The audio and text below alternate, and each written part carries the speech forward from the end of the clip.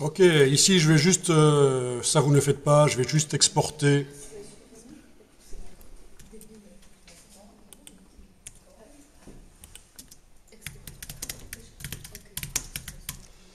Je vais juste ici exporter et je vais voir ce qui se passe. Ça vous ne le faites pas.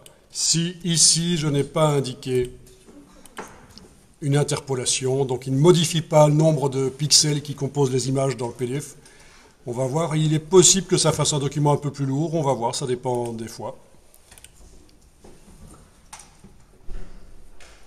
Visuellement, on ne va pas le voir ici, mais si je vais voir ici, oui, c'est ça. Donc celui où j'ai pas ramené à 150 pixels par pouce, il fait 2,7 mégaoctets, et celui avec 150 pixels par pouce juste avant, 1,6 mégaoctets. Donc vous voyez que là, les images sont avec tous leurs pixels dans le PDF, mais c'est inutile, ça va ralentir l'impression, ça va ralentir tout, alors que 150 c'est suffisant, 150 pixels par pouce. Vous avez vu que donc je viens d'exporter en ne faisant pas d'interpolation. Donc voilà, les images sont à plus que 150 pixels par pouce sans doute dans le PDF, peut-être pas toutes, mais certaines, beaucoup, sont à plus que 150 pixels par pouce. Donc, moralité de l'histoire, quand vous exportez pour imprimer sur une imprimante jet d'encre, vous avez intérêt à ramener ça à 150 pixels par pouce, choisir interpolation, 150 pour toute image au-dessus de 150. Sinon, vous faites des fichiers inutilement lourds.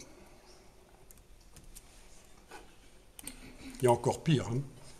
Quand on fait la même chose, mais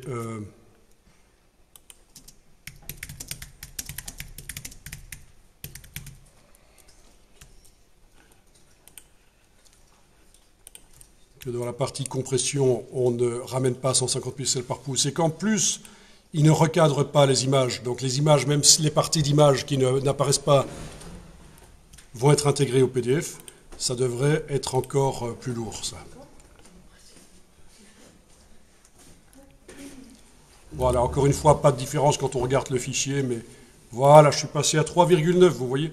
Donc il faut l'option recadrer les images en dessous, elle était déjà cochée chez vous, et il vaut mieux exporter à 150 pixels par pouce pour l'impression jet d'encre.